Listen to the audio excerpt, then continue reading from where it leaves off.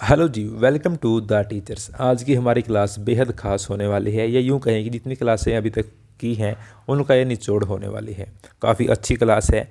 हो सके तो अपने पास एक पेपर और एक पेन कैरी कर लेना, जिससे आप आपके अकॉर्डिंग वन लाइनर नोट्स बना सकें। चलिए क्लास शुरू कर लेते हैं और कोशिश करेंगे कि आज की क्लास बाइलिंगुअल रखें। आप भी कोऑपरेट करते हुए चलना, क्योंकि मेनली हिंदी मीडियम पढ़ाते हैं, लेकिन हल्का फुल्का साथ में लेके चलेंगे। क्वेश्चन नंबर 1, मानचित्र में पठार को पहचानने के लिए कौन सा रंग होता है? Colour for plateau in map. अभी 4 कलर मैन होते हैं। इसका आंसर है पीला, यानी कि येलो। मैप में चीज़ों को पहचानने के लिए, जो प्राकृतिक चीज़ें हैं ज्योग्राफिकल मैप में, उसको पहचानने के लिए 4 कलर होते हैं। ग्रीन होता है जो हमारी वनस्पति है, वन है, मैदान है, उनके लिए। और ब्लू होता है जो हमारा जल क्षेत्र है, उसके लिए, सागरों के लिए, महासागरों के लिए। अब आता है येलो। येलो यानी कि पठार, पीला, पठार। ठीक है, अब इसको कैसे याद रखेंगे? देखिए, जो पेठा होता है, पेठा, वह ऑलमोस्ट पीला ही होता है, इसलिए पेठा, पठार, पीला। हो गया याद। अब बच गया भूरा कलर, भूरा, ब्राउन। भूरा होता है पर्वतों के लिए। अब पर्वत और पठार में कन्फ्यूज नहीं होगे ना? नहीं होगे अच्छे बच्चे। अब चलिए आगे चलते हैं। क्वेश्चन नंबर 2, मृदा अपरदन को रोकने के लिए उपाय बताएं। Ideas for stop soil erosion. ठीक है, मृदा अपरदन होता क्या है वह समझना ज़रूरी है। मृदा अपरदन होता है जब नदियाँ आती हैं तो अपने साथ साथ में मिट्टी, सिल्ट जैसे पदार्थ ले आती हैं, और इसको बोलते हैं मृदा अपरदन। वो जहाँ पर लेके आती हैं साथ साथ में, वहाँ पर मैदान बन जाता है। लेकिन मैदानों से भी हवाएं मिट्टी को उड़ा ले जाती हैं, उसको भी मृदा अपरदन बोलते हैं। जब पेड़ कटते हैं, जब पेड़ कटते हैं तो वहाँ पर जो मिट्टी है वो बंधी नहीं रहती, और जल के थ्रू या वायु के थ्रू वो भी वहाँ से उड़ जाती है, बह जाती है। इसको मृदा अपरदन बोलते हैं। यहाँ से भी क्वेश्चन बनता है कि मृदा अपरदन क्या है। अब इसको रोकने के लिए क्या क्या उपाय हैं? सबसे पहला, मल्च बनाना। मल्च बनाना क्या होता है कि पेड़ों के आसपास कुछ परत बना देना, जैसे पत्तों की परत बना दी, या यूँ कहें कि कुछ एक्स्ट्रा मिट्टी डाल दी वहाँ पर, ताकि वो मिट्टी न उड़े, वह मिट्टी बंधी रहे। और इसके बाद वैदिक फार्म क्या होता है? जो क्षेत्र ढलान वाले हैं, यह पर्वतीय क्षेत्रों में होता है। ढलान वाले क्षेत्रों में मिट्टी को बहने से रोकने के लिए वहाँ पर उसको आगे ऐसे कुछ व्यवस्था कर देना जिससे मिट्टी न बहे। ठीक है, उसको बोलते हैं वैदिक फार्म। और इसका तीसरा उपाय है बीज की फसल उगाना या बीज की फसल उठाना। जब हमने फसल उठा ली, उसके बाद खेत खाली रहते हैं तो हवाएं उस मिट्टी को साथ में ले जाती हैं, इसलिए ऐसा बोलते हैं कि बीज की फसल उठाने से भी मृदा अपरदन को रोक सकते हैं। काफ़ी अच्छा क्वेश्चन था। क्वेश्चन नंबर 3, मृदा वाला हो गया। इसके बाद क्वेश्चन नंबर 3 है पृथ्वी का अपने अक्ष पर घूमना क्या कहलाता है? यानी कि पृथ्वी जब अपने एक्सिस पर घूमती है तो उसको क्या बोलते हैं? इसको बोलते हैं रोटेशन। और जब पृथ्वी सूर्य के चारों ओर घूमती है तो इसको क्या बोलते हैं? रिवोल्यूशन या परिक्रमण गति। खुद के चारों ओर है घूर्णन गति। ठीक है, जैसे लट्टू अपने आसपास अपने एक्सिस पर घूमता है तो उसको घूर्णन बोलते हैं। इसके बाद अगला क्वेश्चन, पृथ्वी अपनी सतह पर कितने डिग्री झुकी हुई है? या पृथ्वी अपने अक्ष पर कितने डिग्री झुकी हुई है? 23.5 डिग्री। और कर्क रेखा और मकर रेखा का जो अक्षांश है वह भी 23.5 डिग्री है। यहाँ से यह क्वेश्चन भी साथ में कवर कर लो। अकबर ने किन सरदारों को वतन जागीरें दिया था? 2 क्वेश्चन बनते हैं यहाँ से। एक तो अकबर ने किन सरदारों को वतन जागीरें दिया था, और एक वतन जागीरें क्या होती हैं, किन को कहते हैं? तो इसका आंसर है सिसोदिया राजपूतों को वतन जागीरें दिया था अकबर के द्वारा। और जो दूसरा क्वेश्चन है कि वतन जागीरें होती क्या हैं? जो जागीरें अपने क्षेत्र में जमींदारों या सरदारों को सौंपी जाती थी उनको वतन जागीरें कहते थे, और ये वंशानुगत होती थी। ठीक है, जिस प्रकार अपना क्षेत्र या अपना वतन होता है, उसी प्रकार वतन जागीरें होती हैं जमीनें। अगला क्वेश्चन है,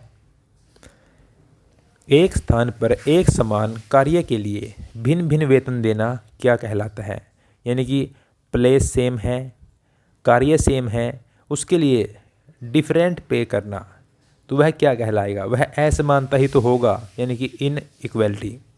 ठीक है। जिस प्रकार एक गवर्नमेंट एम्प्लॉय है और एक प्राइवेट एम्प्लॉय है, उस प्रकार की कंडीशन में बोल सकते हैं कि जब समान कार्य कर रहे हैं तो इनइक्वालिटी हो गई। या यूँ कहे कि ब्लैक में कार्य करना या 2 नंबर में कार्य करना कि वह वैलिड नहीं है, वहाँ पर कर रहे हैं। कई बार बच्चे भी कम एज के कार्य करते हैं तो उनको पे कम करते हैं, वह असमानता का एक उदाहरण कह सकते हैं।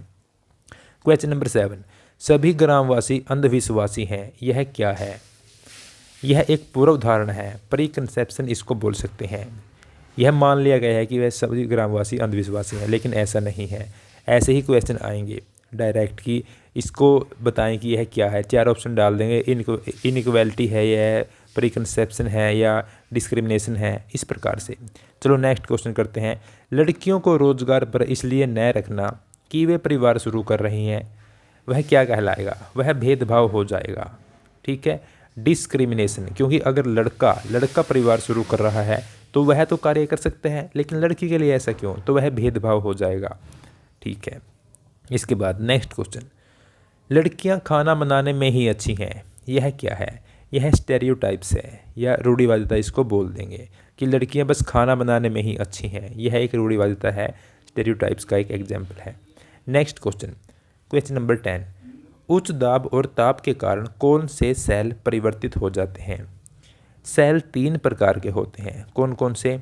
आग्नेय सेल, अवसादी सेल और कायांतरित सेल। जो अवसादी सेल होते हैं वह खनिज के जो छोटे छोटे खनिज होते हैं उनसे बने होते हैं, और अवसादी सेल वे होते हैं जो हवाओं के द्वारा या किसी भी तरह से एक स्थान से दूसरे स्थान पर पहुंच जाते हैं, उनको बोलते हैं अवसादी सेल। ये थोड़े से कठोर हो जाते हैं उसकी तुलना में, आग्नेय की तुलना में। और कायांतरित सेल कौन से होते हैं? कायांतरित वो होते हैं जो ताप के कारण या दाब के कारण चेंज होते रहते हैं, कभी वो कठोर हो गए, कभी दोबारा पिघल गए, तो उसको बोलते हैं कायांतरित सेल। अभी पूछा क्या था कि उच्च दाब और ताप के कारण कौन से सेल परिवर्तन हो जाते हैं? तो तीसरे टाइप के हैं कायांतरित सेल, मेटामॉर्फिक रॉक्स इनको बोलते हैं। तो यहाँ से क्वेश्चन बनता ही बनता है। ये कर लिया हमने, और इसकी हमने प्रॉपर क्लासेस कर रखी हैं टॉपिक वाइज, वो भी आपको प्ले लिस्ट में मिल जाएंगी जहाँ से इसको आप समझ सकते हैं। ठीक है। इसके बाद नेक्स्ट क्वेश्चन, काफ़ी अच्छे अच्छे क्वेश्चन डाल रखे हैं आज की क्लास में जो सभी PYQ हैं। अमेजन बेसिन में आगे डैश क्या है, इसकी विशेषता क्या है? जलवायु गर्म और पूरे वर्ष ऐसा रहता है, गर्म और नम। कीर्तन एवं दहन कृषि होती है। कई स्थानों पर पहुंचने के लिए हेलीकॉप्टर का प्रयोग होता है। अमेजन बेसिन क्या है? अमेजन एक नदी है और बेसिन होता है नदी जहां से बहती हुई जोन से अक्षेत्र को जल देती है, उसको बेसिन बोलते हैं। अमेजन बेसिन जो हमारी पृथ्वी है, इसका जो बीच का भाग है, विषुवत रेखा, इक्वेटर बोलते हैं, भूमध्य रेखा बोलते हैं, इसके 10 डिग्री उत्तर तक और 10 डिग्री दक्षिण तक इस क्षेत्र में यह नदी बहती है। और जो सूर्य है उसका दोपहर के समय इस क्षेत्र पर सीधा असर होता है, यानी कि यह क्षेत्र सबसे गर्म होता है। ठीक है। यहाँ पर जो लोग हैं, यहाँ पर जंगल उगे हुए हैं बहुत घने, यानी कि सदाबहार वन यहाँ पर पाए जाते हैं। यहाँ के जो निवासी हैं आदिवासी टाइप के, वो इन वनों को काट लेते हैं, फिर वहाँ पर कृषि करते हैं, लेकिन कुछ वर्ष बाद वह एरिया बंजर हो जाता है, तो वहाँ से कहीं और जाकर फिर सेम प्रोसेस को दोहराते हैं। इसको बोलते हैं दहन एवं कीर्तन कृषि। कई स्थानों पर पहुँचने के लिए हेलीकॉप्टर का प्रयोग होने लगा है। अभी 1970-71 के आसपास यहाँ तक पहुँच बन गई है बाई रोड, तो यहाँ से लोग बाहर निकलने लगे हैं अभी। और ये जो जंगल थे ये अब घने नहीं रहे हैं, क्योंकि यहाँ पर कटाई होती रहती है, तो ये बहुत कम घने बच गए हैं, यानी कि कटाई हो चुकी है काफ़ी। इसके बाद next question, question number 12, Ashok के धम्म के विषय में बताएं। अशोक कौन थे? जो चंद्रगुप्त मौर्य थे। मौर्य, तो यह मौर्य वंश के शासक थे अशोक। और इन्होंने, इतिहास में इनका बड़ा नाम है क्योंकि इन्होंने लगभग संपूर्ण भारत पर अपना शासन कर लिया था, और बाद में ये बौद्ध धर्म के प्रचारक बन गए। ऐसा क्यों हुआ? क्योंकि कलिंग का युद्ध हुआ था। कलिंग उड़ीसा साइड में क्षेत्र है, वहाँ पर युद्ध हुआ था। इतनी लाशें बिछ गई, इतना खून खराबा हुआ, उसके बाद से इनका हृदय परिवर्तन हो गया और ये धार्मिक प्रवृत्ति के इंसान बन गए, बौद्ध धर्म अपना लिया। तो इसके बाद उस टाइम में ऐसा तो था नहीं कि ट्विटर है, फेसबुक है या इंस्टाग्राम है जहाँ पर पोस्ट डाल दी कि मैं अब ऐसा बन गया हूँ, या लिखवा दिया, किताबें छपवा दी, नहीं। वहाँ पर पहले बड़े बड़े स्तूप बनवाए जाते थे, स्तूप, स्तंभ, शिलालेख, इस प्रकार से। तो उन पर लिखवाया जाता था, यानी कि उस पर एक एक वर्ड को वो औजारों से गढ़ते थे ताकि लोग यहाँ पर आकर पढ़ सकें। तो इसकी विशेषताएं थी कि किसी देवता की पूजा की आवश्यकता नहीं है इस धर्म में, किसी बलि कर्मकांड की आवश्यकता नहीं होगी, और धम्म के विचार बुद्ध के उपदेशों से प्रभावित थे। प्रचार के लिए स्तंभों का निर्माण था, ऐसा नहीं है कि कोई टीम गठित की थी कि आप जाओ पोस्टर बांटो, कुछ भी नहीं था ऐसा। इसके बाद क्वेश्चन नंबर 13, श्री नारायण गुरु के अनुसार श्री नारायण गुरु कौन थे? इनका भी एक बड़ा नाम है इतिहास में। ये केरला से बिलोंग करते थे और एक समाज सुधारक थे, और लगभग 1656 के आसपास इनका जन्म हुआ था। इसको एक बार देख लें। अछूतों के प्रति भेदभाव के खिलाफ ये लड़े थे, दार्शनिक थे, समाज सुधारक थे, और इनका मत था, सबसे मेन इनके बारे में क्या है कि एक गुरु में विश्वास रखो, अनेक गुरु मत बनाओ। बस इनके बारे में इतना देख लो, काफ़ी है। अतीत में ग्रहपति कौन थे? कई सारे ऐसे वर्ड हैं जो पूछ रहे हैं कि अतीत में जागीरें क्या थी, ग्रहपति कौन थे? तो ग्रहपति कौन थे, नाम से ही पता लग रहा है कि जो खुद का मालिक है भाई, ग्रहपति, जिसका खुद की भूमि है, खुद की ज़मीन है। तो स्वतंत्र कृषक, यानी कि इंडिपेंडेंट, इसको फार्मर बोल सकते हैं आप, तो इसको ग्रहपति बोलेंगे। इसके बाद क्वेश्चन नंबर 15, बेरीगाजा क्या था? बेरीगाजा प्राचीन टाइम में गुजरात का एक शहर था, या यूँ कहें कि वह व्यापार का केंद्र था। बेरीगाजा भरूच शहर का प्राचीन नाम है, यह गुजरात में स्थित है और नर्मदा नदी के किनारे स्थित है। अभी बेरीगाजा आपको पहली बार सुना हुआ ऐसा हो सकता है, लेकिन यह काफ़ी फेमस है क्योंकि यहाँ पर एक व्यापारिक केंद्र यह था। वायुमंडल से काफ़ी क्वेश्चन बनते हैं, इसको बिल्कुल ध्यान से देखेंगे। वायुमंडल की कौन सी परत सबसे पतली है? एग्जोस्फेयर, बहिर्मंडल। यहाँ से क्वेश्चन पक्का बनता है, अभी इसको देख लें एक बार। यह हमारी पृथ्वी की सतह है जहाँ पर हम हैं। इसकी जो पहली परत है उसको क्या बोलते हैं? अक्षोभ मंडल, यानी कि ट्रोपोस्फेयर। यह सबसे इम्पोर्टेंट है, 80% क्वेश्चन यहीं से बनते हैं, क्योंकि जो बारिश होती है या जो क्लाइमेट चेंज होता है, ऐसी घटनाएं इसी परत में होती हैं, तो यहीं से मोस्टली क्वेश्चन बनते हैं। इसकी ऊंचाई लगभग 14 किलोमीटर के आसपास है। इसके बाद जो दूसरी परत है उसको बोलते हैं समताप मंडल, या यूं कहें उसको बोलते हैं स्ट्रेटोस्फेयर। यह भी इम्पोर्टेंट है क्योंकि इसकी ऊंचाई लगभग 50 किलोमीटर तक है। जो हवाई जहाज़ उड़ते हैं वह इसी परत में उड़ते हैं, और जो हमारी ओजोन परत है वह इसी परत में है, इसी मंडल में है। इसके बाद तीसरी परत कौन सी है? मध्य मंडल है। इसमें क्या है, जो उल्काएं आती हैं वह यहीं पर आकर टकराती हैं और यहीं पर आकर नष्ट हो जाती हैं। जो हमें रात को तारे टूटते हुए दिखाई देते हैं वो ऐसी ही उल्काएं होती हैं, वो यहाँ पर आकर जल जाती हैं और हमें लगता है कि कोई तारा टूटकर हमारी ओर आ रहा है। इसके बाद की जो परत है बहिर्मंडल, यह 400 किलोमीटर तक है और यह बाहरी परत में आ जाती है। यहीं से क्वेश्चन बनेंगे, बस इससे बाहर कुछ नहीं बनेगा। चलिए क्वेश्चन कर लेते हैं अब। वायुमंडल की कौन सी परत सबसे पतली है? बहिर्मंडल, एग्जोस्फीयर हमने कर लिया। इसके बाद वायुमंडल की कौन सी परत में हवाई जहाज उड़ते हैं? हमारी पृथ्वी से दूसरी परत है जो समताप मंडल, स्ट्रेटोस्फीयर, उसमें उड़ते हैं। इसमें एक खास बात क्या है कि ओजोन परत भी इसी में है। कौन सी परत में बादल होते हैं? पहली परत अक्षोभ मंडल या ट्रोपोस्फेयर में बादल होते हैं। इसके बाद अगला क्वेश्चन क्या है? विविधता में एकता का मुहावरा किसने दिया था? यानी कि यूनिटी इन डाइवर्सिटी की बात किसने कही थी? जवाहरलाल नेहरू। ये कौन थे? ये भारत के पहले प्रधानमंत्री थे। सबसे लंबा कार्यकाल भी इन्हीं का था। ठीक है। 12वीं सदी का मंदिर निर्माण, यह काफ़ी इम्पोर्टेंट है और हम एक क्वेश्चन से 4-5 क्वेश्चन तो निकाल ही रहे हैं आज, ताकि अधिक से अधिक हम कवर कर पाएँ कम से कम टाइम में। तो जो 12वीं सदी की मंदिर निर्माण शैली थी उसकी खास बातें क्या थी कि उनमें एक तो बलुआ पत्थरों का जो छोटे टुकड़े थे उनका मिश्रण तेजी से प्रयोग होने लग गया था। अब ऐसे पूछ ले कि 12वीं सदी के मंदिर निर्माण में कौन से पत्थरों का प्रयोग हो रहा था, तो वह बलुआ पत्थरों का प्रयोग कर रहे थे। और इसके बाद अधिरचना का भार, यहाँ पर जो भर है यह भार हम देख लेंगे। अधिरचना का भार मेहराब पर डाला जाता था। अगर पता ही नहीं है मेहराब क्या है तो हम भूल जाएंगे। मेहराब एक इस प्रकार की संरचना थी जिस प्रकार से कोई भी गेट होता है। इसको इतना स्ट्रॉन्ग बनाते थे कि इस पर कितना भी वेट डाल लें, कोई हैवी बिल्डिंग है, अधिरचना होती है कोई हैवी बिल्डिंग, उस पर कितना वेट डाल लें कोई दिक्कत वाली बात नहीं है, तो इसको बोलते थे मेहराब। तो ऐसा ही पूछेगा। अगर ऐसी स्टेटमेंट दी जाए कि स्टेटमेंट 1 ये है कि 12वीं सदी में अधिरचना का भार मेहराब पर नहीं डालते थे, तो वह स्टेटमेंट गलत है। ऐसी ही स्टेटमेंट पूछेंगे, कहीं पर नहीं लगा देगा, कहीं पर सीधा पूछ लेगा। इसके बाद अगला क्वेश्चन, कॉफ़ी के लिए कैसी क्लाइमेट की आवश्यकता होती है?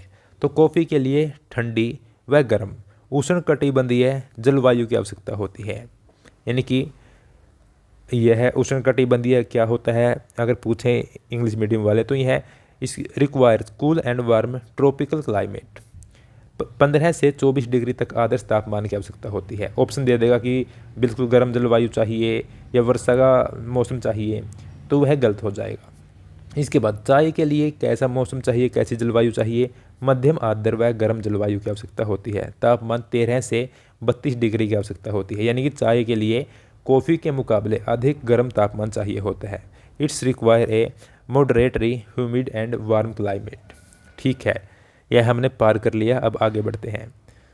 क्वेश्चन नंबर 23, भूतपूर्व रियासत श्रेणी कब लागू की गई? तो भूतपूर्व रियासत श्रेणी कब लागू की? यह था क्या?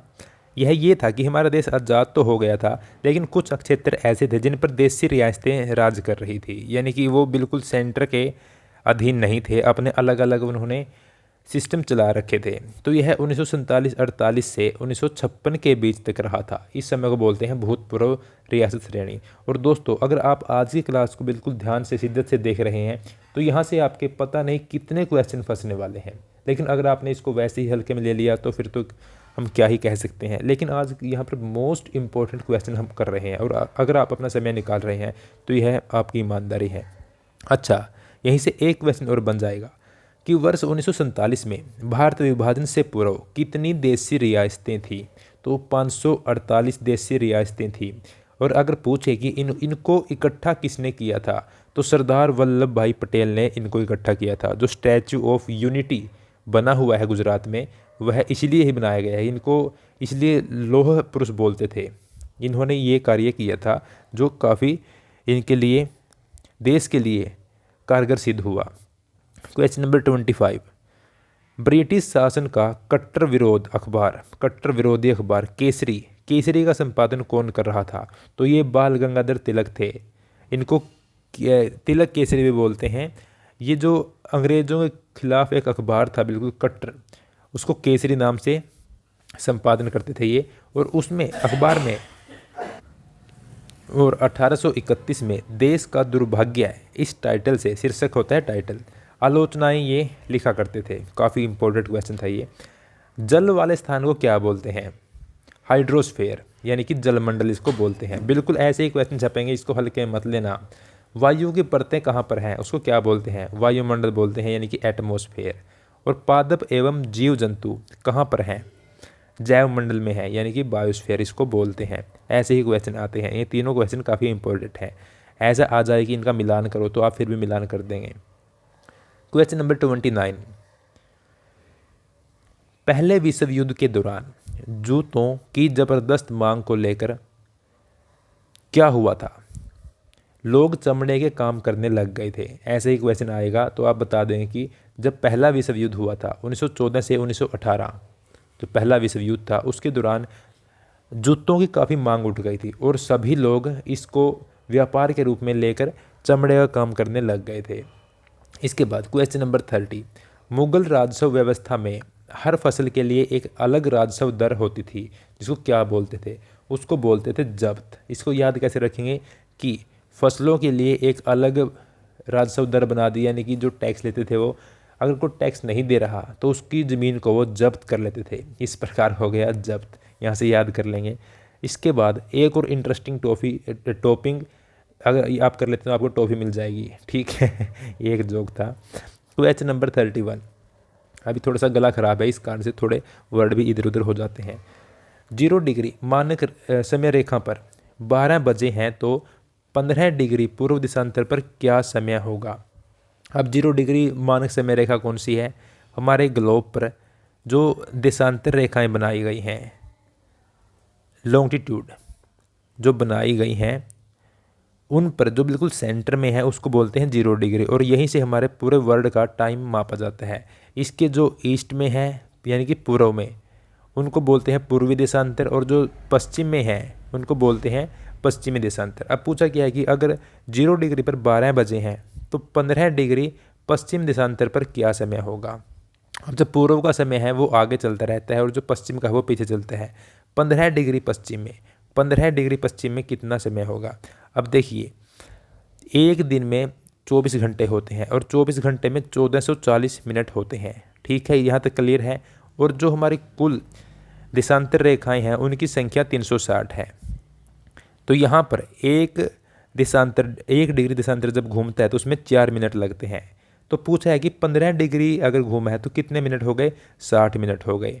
पश्चिम की बात की है यानी कि ये पीछे चल रहा है तो 1 घंटा पीछे है। अगर 12 बजे है तो 1 घंटा निकाल देंगे 11 बजे। ये कंसेप्ट भी हमने बिल्कुल अच्छे से करा रखा है, वहाँ पर आप इसको देख लेना, लेकिन पहले क्लास कर लो, उसके बाद जाकर वो सभी डाउट्स आपके क्लियर हो जाएंगे। इसके बाद 0 डिग्री मानक समय रेखा पर 12 बजे हैं तो पश्चिम, अच्छा ये पश्चिम वाला हो गया, पूर्व वाला और कर लेते हैं हम। 31वें क्वेश्चन पर आ जाओ एक बार। 0 डिग्री मानक समय रेखा पर 12 बजे हैं तो 15 डिग्री पूर्व देशांतर में। अब पूर्व की बात कर रहा है तो पूर्व का समय आगे चलता है, वही 15 डिग्री यानी कि 1 डिग्री में 4 मिनट लगते हैं तो 15 में हो गए 60 मिनट, 1 घंटा आगे, तो 1 बज जाएगा वहाँ पर।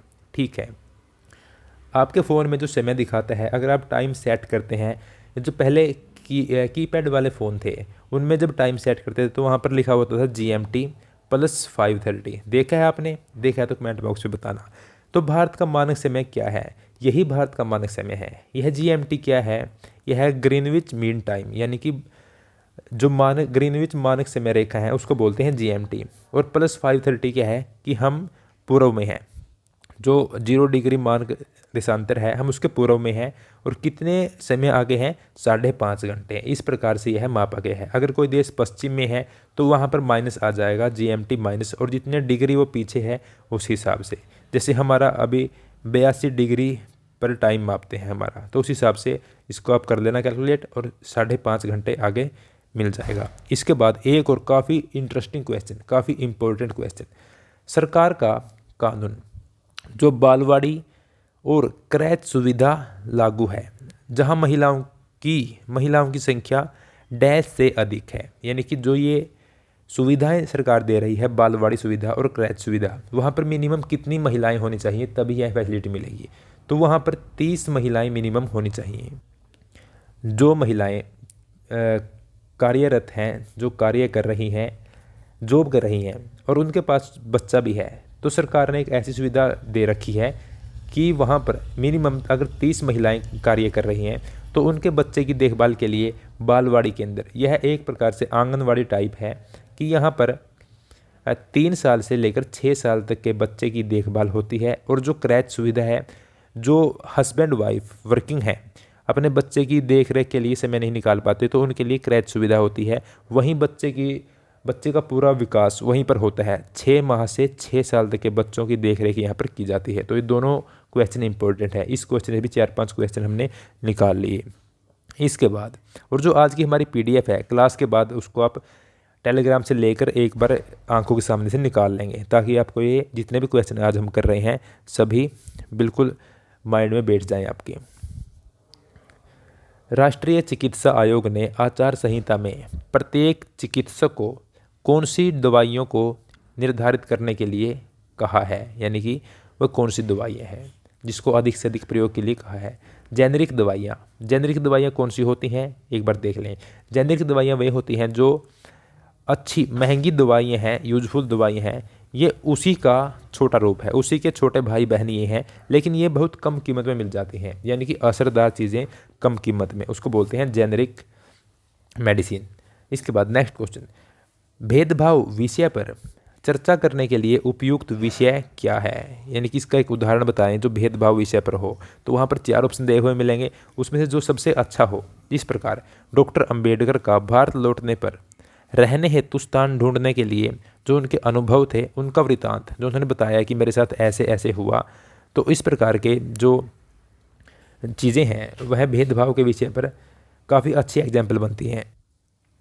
जब डॉक्टर अंबेडकर साहब भारत आए थे अपनी पढ़ाई पूरी करने के बाद तो उनको रहने के लिए स्थान नहीं मिला था, उनके साथ बहुत बुरा व्यवहार हुआ था उस टाइम में। तो उन्होंने ये सब बातें लिखी हैं, अपने वृत्तांत में इन सब का व्याख्यान किया है। तो यह एक भेदभाव का उदाहरण है। इसके बाद काफ़ी अच्छा क्वेश्चन है, सुनना, राय व्यक्त करना और दूसरों से पता लगाना, इस पूरे प्रोसेस को क्या बोलते हैं? यानी कि लिसनिंग, एक्सप्रेसिंग और opinion and finding from others, इसको क्या बोलते हैं? तो इसको डिस्कशन बोलेंगे, यानी कि चर्चा। ठीक है। जो लोग भूमिहीन हैं परंतु कृषि कार्य से ही अपनी जीविका चला रहे हैं, उनको क्या बोलेंगे? कि उनके पास भूमि तो नहीं है लेकिन उनका पेशा फिर भी कृषि ही है, उनको बोलेंगे कृषि मजदूर या प्रवासी कृषि मजदूर। जिस प्रकार जिस व्यक्ति के पास ज़मीन नहीं है और वह अपनी आजीविका के लिए किसी अन्य के खेत में कार्य करता है तो वह कृषि मजदूर हो गया। और अगर किसी अदर स्टेट से, दूसरे भाग से कृषि के लिए आ रहे हैं, जैसे बिहार एक ऐसा राज्य है जहां से काफ़ी बड़ी संख्या में मजदूर हरियाणा, पंजाब, यूपी इनमें कार्य करने के लिए जाते हैं, तो ये प्रवासी श्रमिक मजदूर की श्रेणी में आ जाएंगे। इसके बाद नेक्स्ट क्वेश्चन, कम ज़मीन वाले किसान, जिनके पास बेहद कम ज़मीन का टुकड़ा है, वे क्या कहलाएंगे? उनको छोटा किसान बोल देंगे। ठीक है। सीमांत किसान भी 1 से 2 एकड़ ज़मीन वाले किसान सीमांत हो जाएंगे। सीमांत का क्या अर्थ है? सीमा यानी कि बिल्कुल बाउंड्री लाइन, उसके आसपास के, तो 1 या 2 एकड़ के पास में ऐसे किसान आते हैं। नेक्स्ट क्वेश्चन है, भारतीय संविधान में स्वतंत्रता, समानता और अंधुत्व के विचार लिए गए हैं, तो ये कहाँ से लिए गए हैं बताएं? ये फ्रांसीसी क्रांति से प्रेरित होकर विचार लिए गए थे। कौन कौन से? स्वतंत्रता के, समानता के विचार। और भारतीय संविधान के बारे में खास बात क्या है कि यह सबसे लंबा, लिखित और लचीला भारतीय संविधान है। लचीला कैसे है? कि यह बिल्कुल फ्लेक्सिबल है, क्योंकि कई सारे देशों से यहाँ पर चीज़ें उठा कर ली गई हैं, क्योंकि जो जहाँ से बेस्ट पार्ट लगा, फ्रांस से लगा, यूरोप के देशों से, अन्य इंग्लैंड से लगा, यूएस से लगा, कनाडा से लगा, तो जो भी वहाँ से अच्छा लगा उसको ले लिया गया है। ठीक है। क्वेश्चन नंबर 41, भारत के किन क्षेत्रों में आदिवासी सघनता सबसे अधिक है? बिल्कुल अच्छा क्वेश्चन आ गया। यह जो ईस्ट का भाग है भारत का, जैसे झारखंड हो गया, उड़ीसा, पश्चिम बंगाल और छत्तीसगढ़, यहाँ पर एसटी यानी कि शेड्यूल्ड ट्राइब्स रहती हैं, झारखंड में, उड़ीसा में, पश्चिम बंगाल में और छत्तीसगढ़, ऐसे राज्यों में। तो काफ़ी अच्छा यह क्वेश्चन है। 4 ऑप्शन दे देगा, ऑप्शन में से आपको छांटना होगा कि किस भाग में है, किस भाग में नहीं है, बता देंगे। नेक्स्ट क्वेश्चन है, 1 मई 1960 को किन 2 राज्यों का गठन किया गया था? गुजरात और महाराष्ट्र 2 ऐसे राज्य हैं जिनका गठन 1 मई 1960 को किया गया था। और अगर पूछे कि इन दोनों गुजरात और महाराष्ट्र राज्यों का गठन किस आधार पर हुआ था, तो यह भाषाई आधार पर हुआ था। भाषाई आधार पर इसके 6 वर्ष बाद 2 अन्य राज्यों का गठन भी हुआ है। कौन कौन से है बता देंगे आप। चलो नेक्स्ट क्वेश्चन इसी पर है। हरियाणा और पंजाब 1 नवंबर 1966 को बनते हैं ये 2 राज्य, और इनका गठन भी भाषाई आधार पर हुआ था। पंजाब और हरियाणा का गठन भाषाई आधार पर होता है। क्वेश्चन नंबर 46, लद्दाख को छोटा तिब्बत बोलते हैं, क्यों बोलते हैं बताएं? क्योंकि यहाँ पर धार्मिक समानता है, भाषाई समानता है और समान भोजन है। एक्चुअली बात यह है कि जो एरिया है वो बिल्कुल अटैच है, और अगर भाग मिला हुआ है, जिस प्रकार हरियाणा का कुछ भाग ऐसा है जो महेंद्रगढ़ साइड का है और राजस्थान से अटैच है, हिसार भी है, सिरसा का भी कुछ भाग है, तो वहाँ पर इस साइड में राजस्थान है, इस साइड में हरियाणा है। तो जी हाँ, बीच वाले भाग के लोग हैं वो हरियाणवी भी जानते हैं, राजस्थानी भी जानते हैं, भोजन भी शेयर होता रहता है, ऐसा नहीं है कि नहीं है। इसी कारण ये समानता है, धार्मिक समानता हो गई, भाषा भी सेम है और समान भोजन है, क्योंकि एरिया साथ साथ में है। क्वेश्चन नंबर 47, लद्दाख वर्तमान में राज्य है या केंद्र शासित प्रदेश बताएं? यह 2019 के बाद से यूटी बना दिया गया है, केंद्र शासित प्रदेश की श्रेणी में इसको ला दिया गया है। क्वेश्चन नंबर 48, क्या चीज़ वायु को पृथ्वी के चारों ओर बनाए रखती है? ऐसी बातें हम सामान्य तौर पर सोचते नहीं हैं, क्योंकि इन पर विचार करना ज़्यादा हम नहीं मानते कि सोचना चाहिए, क्योंकि ये चल रहा है। लेकिन ऐसे क्वेश्चन आते हैं कि जो हवा है वह बह रही है, तो ऐसा हो सकता है कि वह बिल्कुल उड़ जाए, वह पृथ्वी पर रहे ही ना। तो ऐसे कुछ चीज़ें हैं जो उसको पृथ्वी से बांधे रखती हैं। वह क्या है? गुरुत्वाकर्षण बल वह है, क्योंकि जब हम कोई भी चीज़ ऊपर फेंकते हैं तो वह वापस धरती पर ही क्यों आती है? इसका कारण भी यही है कि जो ग्रेविटेशनल फोर्स है अर्थ की, वह उसको बांधे रखती है। काफ़ी अच्छा क्वेश्चन था। क्वेश्चन नंबर 49, मुगल वास्तुकला का स्वर्ण काल किस किस शासक के समय में माना जाता है?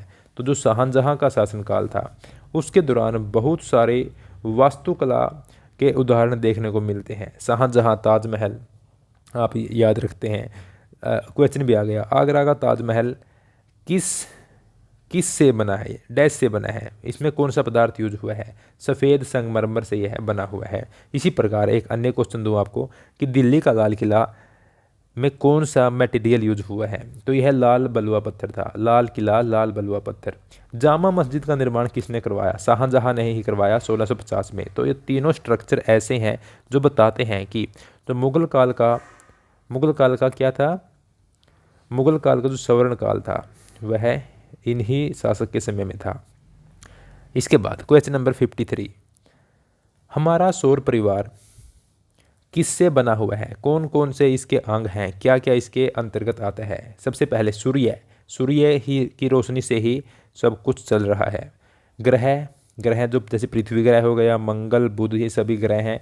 उपग्रह है जैसे चंद्रमा हमारा है। क्षुद्र ग्रह है, छोटे छोटे ग्रह हैं। और उल्काएं जो आकर ये जलती हैं रात को, तारों के रूप में दिखती हैं कि तारा टूट रहा है, उल्काएं, ये सभी सौर परिवार का हिस्सा है।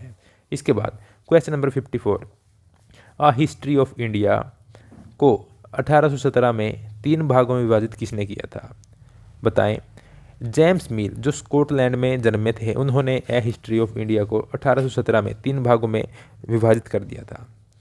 क्वेश्चन नंबर 55, आपको कुछ दूरी तय करनी है, यानी कि कुछ एक दूरी तय करनी है, उसके लिए ट्रांसपोर्ट का कौन सा मार्ग सबसे उचित है? 3 मार्ग हैं, सड़क मार्ग, जल मार्ग, वायु मार्ग और रेल मार्ग। 4 मार्ग हैं। तो इनमें से कौन सा सबसे उचित है, यानी कुछ दूरी पर जाना है? तो सिंपल सी बात है कि सड़क मार्ग ही सबसे अच्छा होगा कुछ दूरी तय करने के लिए। ऐसे तो है नहीं कि इसके लिए आप हवाई जहाज़ में बैठ जाएंगे या किश्ती उठा लेंगे या ट्रेन में बैठ जाएंगे। सबसे उचित है सबसे कम दूरी के लिए सड़क मार्ग।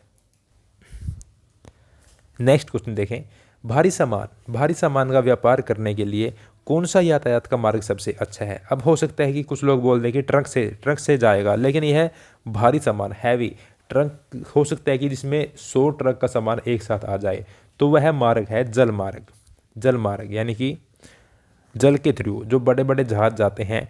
अभी क्या है कि जैसे मैं हरियाणा में रह रहा हूँ, तो इस साइड में ऐसी चीज़ें नहीं होती क्योंकि यह हरियाणा एक लैंड लॉक्ड राज्य है। लेकिन जो साउथ के जो राज्य हैं वहाँ पर यह काम काफ़ी चलता है। गुजरात में जो तट हो गए या केरल साइड में, तमिलनाडु में, वहाँ पर हो गया, तो वहाँ पर जो हैवी सामान है उसके लिए जल मार्ग का प्रयोग सबसे उचित रहता है। सबसे खर्चीला यातायात का साधन कौन सा है? हवाई जहाज़ है भाई, हवा मार्ग है। इतने महंगे महंगे टिकट बनते हैं इसके। और 1770 में बंगाल में किस कारण से 1 करोड़ लोग मारे गए थे? काफ़ी अच्छा क्वेश्चन है यह। एक बड़ा हादसा हुआ था, अकाल पड़ गया था, जिसमें लगभग 1/3 आबादी बंगाल की ख़त्म हो गई थी अकाल के कारण। कब हुआ था? 1770 ईस्वी में। ठीक है। क्वेश्चन नंबर 59, इस अकाल में कितनी आबादी लगभग ख़त्म हो गई थी?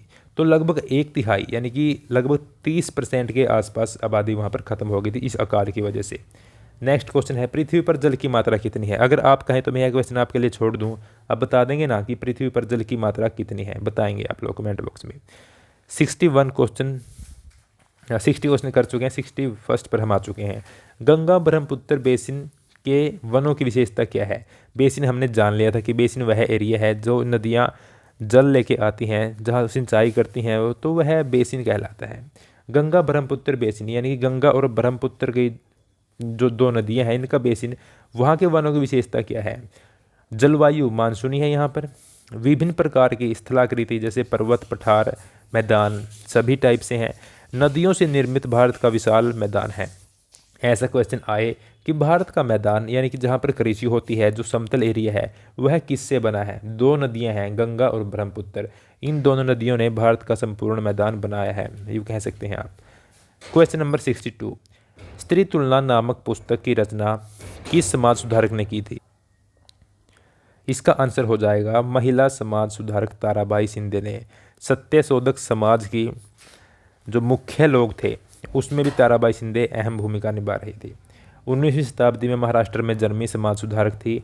पितरी सत्ता और जाति प्रथा का खुलकर विरोध करने वाले यह थी। और जो शुरुआती नारीवादी आंदोलन हुए हैं उनमें इन्होंने मुख्य भूमिका निभाई है, ताराबाई शिंदे ने। आज हम बिल्कुल रॉ मटेरियल लेकर आए हैं, बिल्कुल करीम हम कवर कर रहे हैं, ऐसे क्वेश्चन काफ़ी बार आ चुके हैं। वायुमंडल में अधिकांश दो गैसें हैं। अच्छा, अब आप बताओ, अभी क्या हम सोचते हैं कि जो कार्बन डाइऑक्साइड है वह सबसे अधिक है, क्योंकि बार बार बोलते हैं कि कार्बन डाइऑक्साइड अधिक बढ़ रही है, गर्मी हो रही है, यह बढ़ गई तो ओजोन परत नष्ट हो जाएगी। तो एक व्यक्ति सोचता है कि सबसे अधिक कार्बन डाइऑक्साइड है, लेकिन जो आंकड़े अब आप देखने वाले हैं उसको देखकर चौंक सकते हैं। वायुमंडल में अधिकांश दो गैसें हैं दोस्तों, पहली है नाइट्रोजन और दूसरी है ऑक्सीजन। और इनका जब आप परसेंटेज देखेंगे तो आप फिर चौंक सकते हैं, क्योंकि नाइट्रोजन 78% है, हाँ, और ऑक्सीजन 21% है, यानी कि दोनों मिलाकर 99% ये कवर कर लेती हैं। और इसके बाद आती है ऑर्गन जो 0.9% है, 0.9%। अब बच गया मात्र 0.1%, उसमें बाकी सभी गैसें आती हैं और कार्बन डाइऑक्साइड भी इसी में आती है। 0.003% कार्बन डाइऑक्साइड का भाग है। ठीक है, ये चार मुख्य गैसें हैं वायुमंडल की।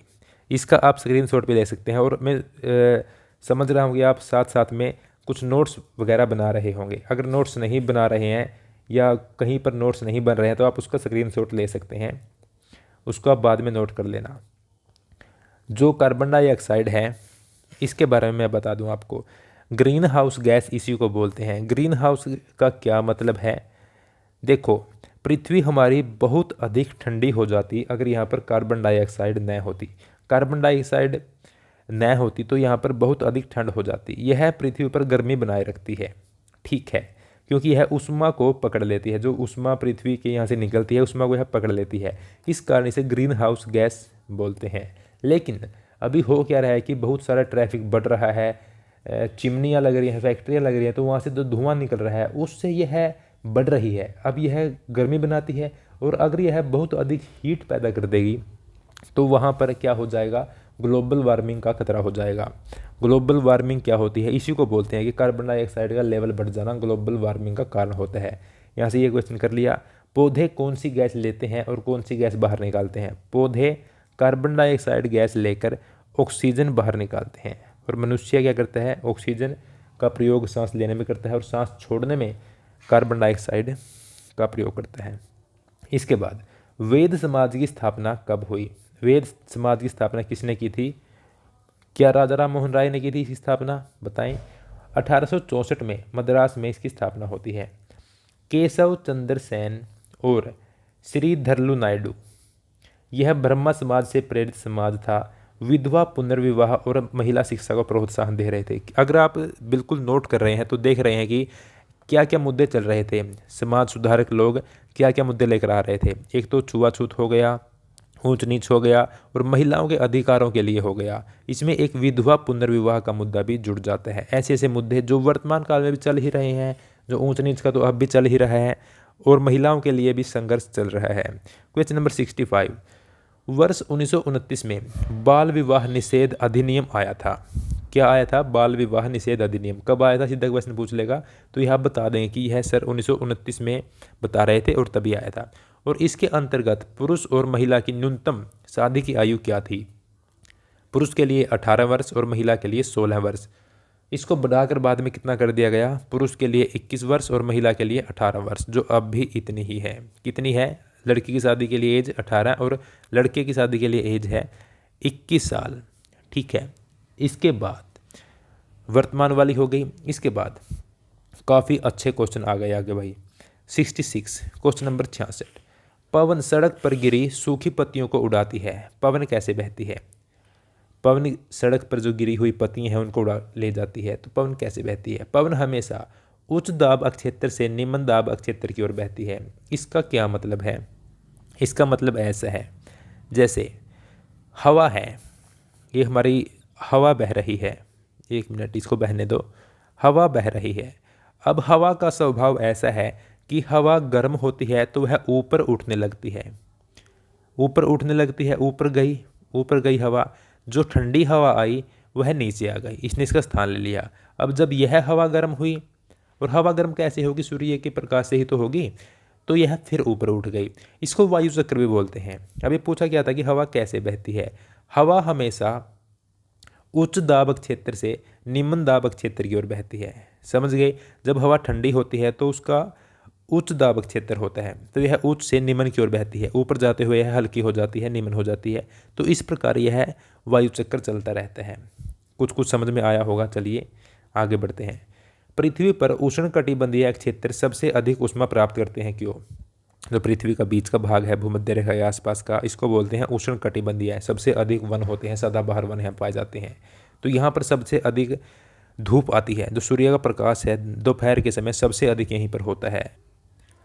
ऐसे क्वेश्चन स्टार्टिंग में बोरिंग लगते हैं, लेकिन ऐसे क्वेश्चन समझने पर काफ़ी अच्छे से समझ आ जाते हैं। बिल्कुल ईजी कंसेप्ट होते हैं दोस्तों। ये हो गया।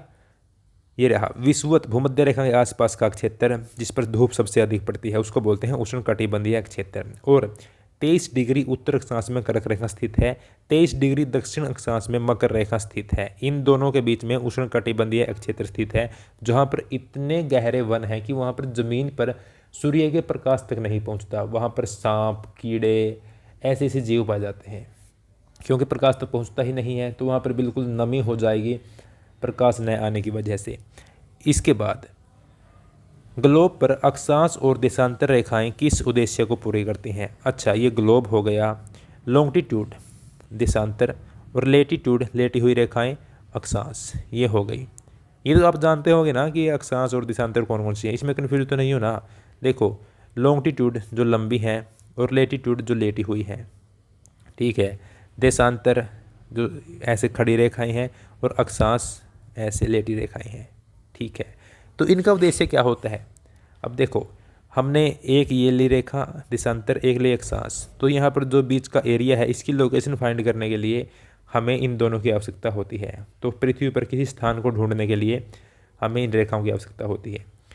Hindustan socialist Republic association HSRA क्या था? यह भगत सिंह के द्वारा बनाया गया एक समूह था। इसकी स्थापना 1928 में दिल्ली के फिरोज शाह कोटला में हुई थी। अगर बोले कि इसकी स्थापना लाहौर में हुई थी तो वह गलत हो जाएगा, असत्य हो जाएगा। स्थापना 1928 में दिल्ली के फिरोज शाह कोटला में हुई थी। भगत सिंह और उनके क्रांतिकारी साथियों द्वारा यह समूह बनाया गया था। HSRA हिंदुस्तान रिपब्लिकन एसोसिएशन,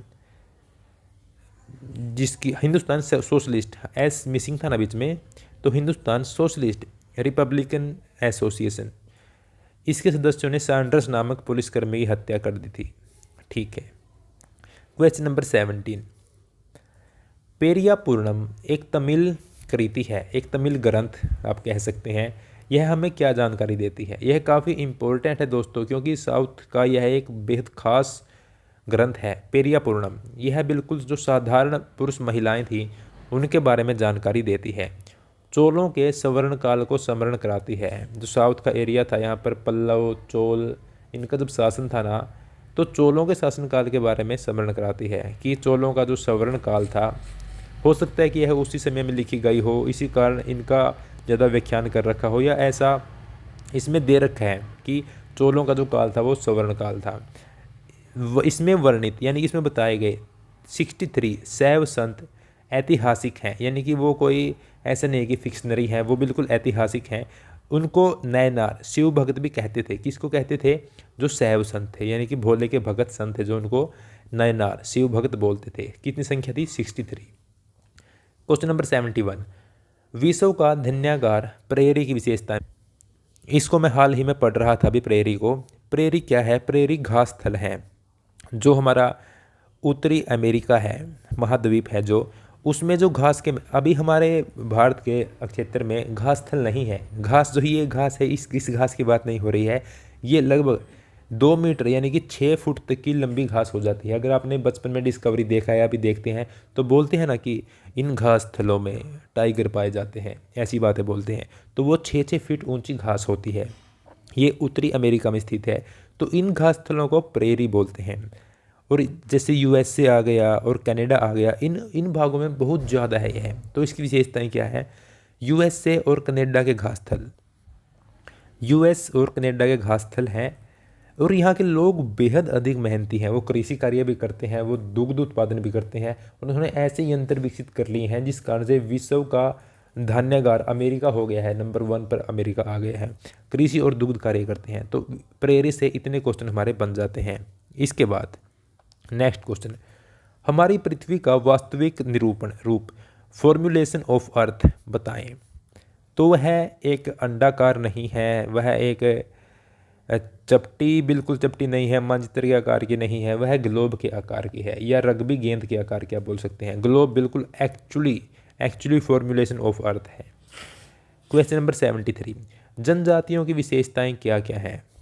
इनकी जो सांस्कृतिक परंपराएं हैं, पहनावा है, भाषा और संगीत है। कई मूवीज में दिखाते हैं ना कि उनकी ऐसी ड्रेस होती हैं, पत्ते से बांधते हैं वो लोग, और उनके सिर पर भी ताज होता है, उनके हथियार, उनकी जो संगीत है, उनका जो पहनावा है, वही उनकी विशेषताएं हैं जनजातियों की। चलिए क्वेश्चन नंबर 74, वे बीमारियां जो एक व्यक्ति से दूसरे व्यक्ति में जल, भोजन, वायु इत्यादि द्वारा फैलती हैं उनको बोलते हैं संचारणीय, यानी कि कम्युनिकेबल डिसीज। इनके सूक्ष्म जीवों को रोगाणु कहते हैं। मलेरिया, टाइफाइड, चेचक, डेंगू और डायरिया, यानी कि micro germs are called germs, मतलब कि जो इनकी बीमारी, इसको बोलते हैं संचारणीय है, जो हाथ लगाने से फैल जाए, वायु के थ्रू फैल जाए, ऐसे रोगों को बात हो रही है। ऐसे क्वेश्चन में आ जाते हैं। ठीक है, क्वेश्चन नंबर 75, दादा भाई नारोजी किस बड़ी पार्टी के नेता थे? भारतीय राष्ट्रीय कांग्रेस के नेता थे, और जब इनकी स्थापना, इनका सेकंड अधिवेशन था जो, उसको भी यही लीड कर रहे थे। स्थापना कब हुई थी कांग्रेस पार्टी? 1885 में कांग्रेस पार्टी की स्थापना हुई थी, और 1886 वाला अधिवेशन ये लीड कर रहे थे। अभी हर साल वो मीटिंग कर रहे थे, जिसको अधिवेशन बोलते थे। कांग्रेस का अधिवेशन, कांग्रेस का ये अधिवेशन, तो उसको बोलते थे अधिवेशन। और जो दादा भाई नारोजी थे, ये एक बिजनेसमैन थे, और बाहर ही ये रह रहे थे लंदन में। और इन्होंने तीन बार अधिवेशनों को लीड किया है, ये अध्यक्ष बने हैं। कब कब बने हैं? सन 1886 जो सेकंड ही अधिवेशन था, 1893 और 1906। 1886 वाला कलकत्ता में हुआ था, 93 का लाहौर में, और जो 1906 के था ये काफ़ी इम्पोर्टेंट था, क्योंकि ये दोबारा कलकत्ता में हुआ था, और यहाँ पर स्वराज की जो मांग थी वो उठ चुकी थी। ठीक है, इसके बाद, और ये ब्रिटिश संसद के सदस्य भी रह चुके हैं। भारत में ब्रिटिश शासन के समय धन निष्कासन सिद्धांत इन्होंने दिया था। इसके बाद question number 77, poverty and un British rule in India पुस्तक किसने लिखी? तो ये दादा भाई नारोजी ने ही लिखी थी। क्वेश्चन नंबर 78, भारतीय न्यायपालिका बिना किसी भय अथवा बाहरी दबाव के कानून की रक्षा करती है, इसलिए इसकी वजह क्या है? इसकी वजह यह है कि जो भारतीय न्यायपालिका है, जो हमारी सुप्रीम कोर्ट है, वह स्वतंत्र है। उस पर किसी भी प्रकार की जो संसद है उसका हस्तक्षेप नहीं है, वह इसमें छेड़छाड़ नहीं कर सकता। यही बात है कि भारत की न्यायपालिका स्वतंत्र है, इसी कारण वह बिना किसी दबाव के न्याय करती है। एक दृढ़ डैश का विकास करने के लिए सतर्क और सजग जनता की आवश्यकता है, यानी कि जनता जागी हुई है तो एक दृढ़ लोकतंत्र बन जाएगा।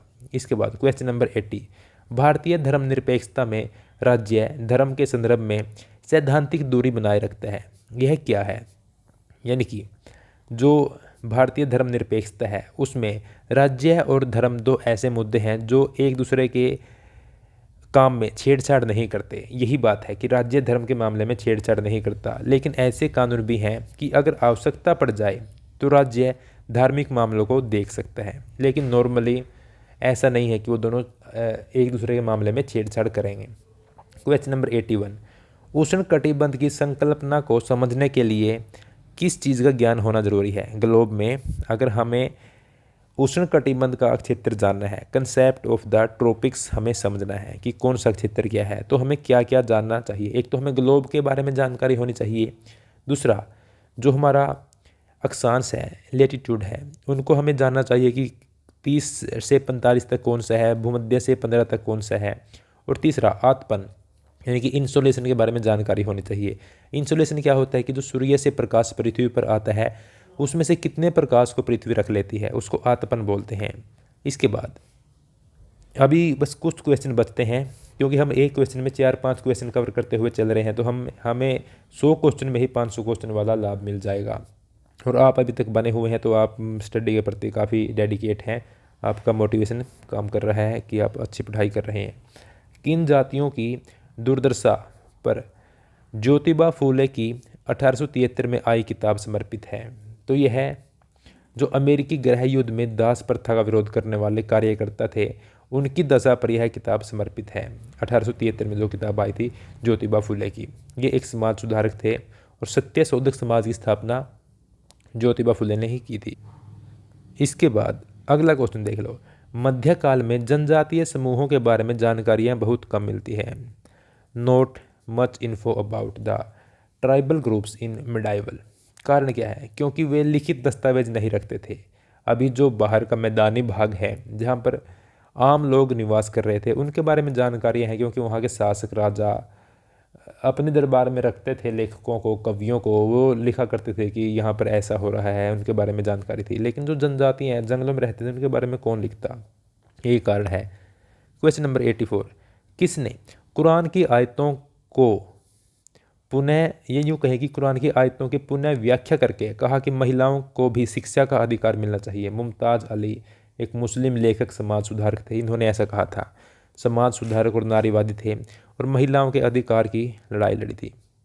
अगला क्वेश्चन भी काफ़ी अच्छा है, क्योंकि जिस प्रश्न के बारे में बात हो रही है उनके बारे में काफ़ी सारे क्वेश्चन बनते हैं। क्वेश्चन नंबर 85, खुदा की रचना के खाते में उसका ब्यौरा चूँकि मर्दों की सूची में नहीं आता, इसलिए इन इतनी शानदार खूबियों से भी इसे आखिर हासिल ही क्या हुआ? यह लेखनी किसके बारे में है? 13वीं शताब्दी में यह लिखा गया था और यह बेगम रजिया सुल्तान के बारे में लिखा गया था। यह दिल्ली सल्तनत की पहली महिला मुस्लिम शासिका थी और 1236 में ये गद्दी पर बैठी थी और 1240 में इनकी कैथल हरियाणा में हत्या कर दी गई थी। 12वीं शताब्दी में मेहराबों यानी कि आर्च का निर्माण किस लिए होता था? स्टार्टिंग वाले क्वेश्चंस में यह आया था कि इस प्रकार के आकृति को, रचना को मेहराब बोलते थे और जो पूरी हैवी बिल्डिंग का भार इस पर होता था, यानी कि जो ऊपर कितने भी प्रकार की आकृति बना रहे हैं उसका जो मुख्य भार था वह मेहराब पर होता था। तो इसका क्वेश्चन क्या है? इनका निर्माण क्यों होता था? जो अधिरचना का भार है उसको स्थानांतरित करने के लिए, यानी कि to transfer the load of the super structure, heavy structure. ठीक है।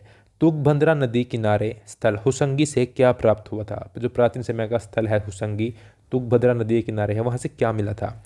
हुसंगी पूरा पाषाण स्थल से चूना पत्थर से बने हथियार प्राप्त हुए हैं और यहाँ पर मनुष्य के आखेटक तथा खाद्य संग्रहक होने के प्रमाण मिले हैं। Evidence of human being hunter and food collector has been found. जो हुसंगी नामक स्थल है वहाँ से ऐसे ऐसे प्रमाण मिले हैं जिससे लगता है कि भाई जो प्राचीन मनुष्य था वह शिकार वगैरह करता था, आखेटक था और खाद्य संग्राहक यानी कि भोजन को इकट्ठा करने वाला, इस प्रकार से। महाजनपदों के विषय में कथन है, लगभग 2500 वर्ष पूर्व पहले जनपद बहुत अधिक महत्वपूर्ण हो गए थे, यानी कि जनपद हो गया एक एरिया, जिस प्रकार एक राज्य है आज के टाइम में, प्राचीन समय में जनपद थे और जो जनपद आसपास के एरिया को मिला चुका था उसको बोलते थे महाजनपद, यानी कि बड़ा, जिस प्रकार मगध था। इनकी जानकारी अंगुत्तर निकाय से मिलती है। महाजनपदों के शासक सुरक्षा के उद्देश्य से किले बनवाया करते थे, बड़ी सेना हो गई और इनकी आवश्यकता की पूर्ति के लिए कर वसूली कार्य करते थे। अंगुत्तर निकाय क्या है बताएं? और अंगुत्तर निकाय क्या है? जो बौद्ध ग्रंथ है त्रिपिटक, यह उसमें वर्णित है। ठीक है, आगे चलिए। क्वेश्चन नंबर 89, 1883 में इल्बर्ट बिल के लागू होने पर विरोध हुआ था। यह ऐसा बिल था जिसका विरोध खुद अंग्रेजों ने किया था। काफ़ी इंटरेस्टिंग क्वेश्चन है। 1883 में इल्बर्ट बिल नाम से क्यों किया था? क्योंकि इस बिल के अंतर्गत ऐसा वर्णन था कि जो भारतीय जज हैं, भारतीय न्यायाधीश भी अंग्रेज़ों के खिलाफ या यूरोपीय व्यक्तियों के खिलाफ मुकदमा कर सकते हैं और सुनवाई कर सकते हैं। अभी यूरोपीय लोगों में भय हो गया कि ये तो हमारे ऊपर ही केस कर दें कहीं, तो इसका विरोध खुद अंग्रेज़ों ने किया था 1883 में इल्बर्ट बिल का, क्योंकि यह बिल भारतीय और अंग्रेजी न्यायाधीशों में समानता कार्य कर रहा था। प्रथम विश्व युद्ध कब हुआ था बताएं? अभी तक कितने विश्व युद्ध हुए हैं? 2 ही हुए हैं और आगे नहीं हो तो बढ़िया है। यह 1914 से 1918 में हुआ था। मात्र 10 क्वेश्चन रहते हैं, इनको कर लेते हैं।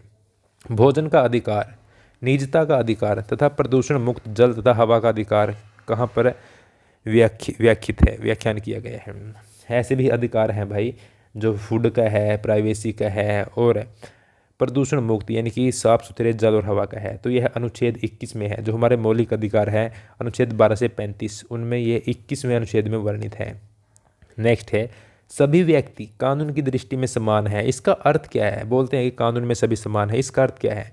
कानून की दृष्टि में किसी भी व्यक्ति के साथ उसकी नस्ल, वर्ण, धर्म, जाति और जेंडर के आधार पर भेदभाव नहीं होगा और कानून सबके लिए समान अवसर प्रदान करेगा, निष्पक्ष अवसर और गौरवमय जीवन सुनिश्चित करता है।